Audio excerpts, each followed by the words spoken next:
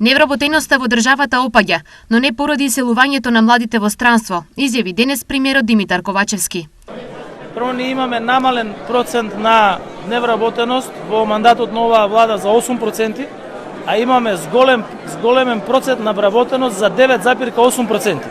Што значи дека намалувањето на невработените е помало од зголемувањето на вработените. Што значи дека резултат на намалувањето на невработеноста не е заминувањето во странство, туку зголемувањето на вработеноста. Според Ковачевски, во мандатот на оваа влада се отвараат околу 22.000 работни места. Во мандатот на оваа влада отворени се 10.000 работни места во странските индустријски зони.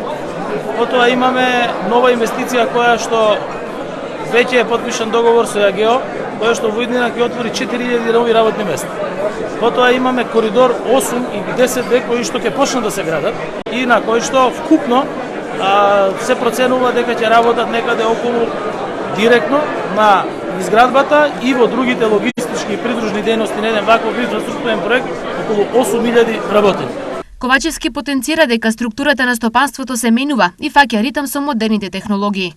Дали можеше некој да замисли дека во Македонија ќе имаме фабрика за производство на чипови за автомобилска, авиоиндустрија, медицинска индустрија и за 5G технологии. Тоа до пред неколку месеци никој не можеше да го замисли дека кај нас ќе се отвори фабрика со 4.000 работни места. И тоа веќе станува реалност.